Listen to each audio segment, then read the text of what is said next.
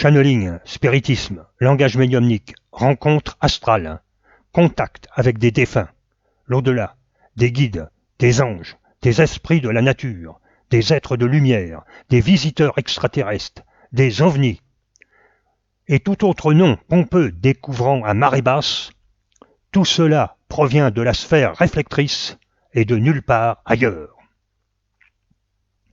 La sphère réflectrice est un vaste espace, un monde en miroir qui renvoie les images d'une autre en les amplifiant et en les déformant.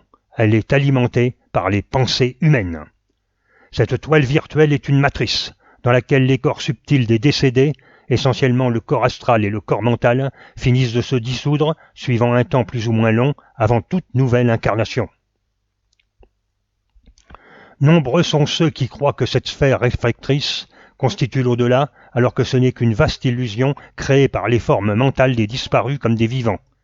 Il ne s'agit pas d'autre chose que du parasitage des êtres vivants par des êtres désincarnés et des entités liées à la Terre en vue de capter les énergies dont ils ont besoin pour ne pas disparaître. C'est le monde des archontes, des entités, des égrégores et autres parasites mentaux, des larves, élémentaux, reptiliens, petits gris et autres noms du même tonneau. Toutes les visions de guides, d'anges, de démons, de saints, de Christ, de Bouddha, de Vierge Marie, de fantômes, de proches disparus et autres apparitions proviennent de votre mental et de ses croyances. Elles n'ont de réalité que celle que le mental veut bien leur accorder. Et même si nous donnons aux forces ainsi évoquées des noms pompeux comme Dieu, Maître, Ange, Guide, Esprit de lumière, elles n'en sont pas moins le fait de la médiumnité et du parasitage. Il ne s'agit là point d'illumination ou d'une quelconque initiation, mais d'un asservissement aux entités rencontrées ou évoquées dans le bas comme le haut astral.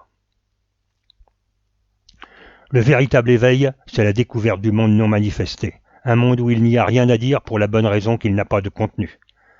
Un monde de pure énergie, un monde de paix et de sérénité, appelé nirvana par les yogis, amour divin par les soufis, satori par les adeptes du zen, ou encore éveil par les bouddhistes et enfin plérome par les gnostiques. Le paradis perdu retrouvé.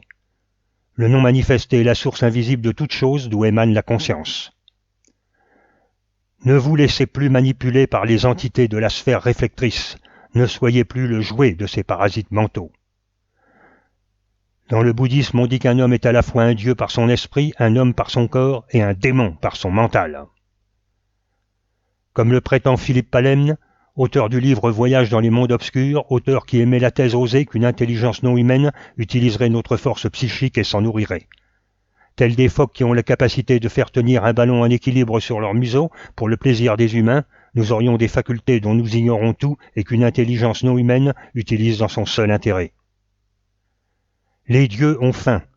Nous sommes le jouet d'entités de mondes parallèles qui se nourrissent de nos pensées, de nos énergies psychiques. Telle est l'intrigante réalité.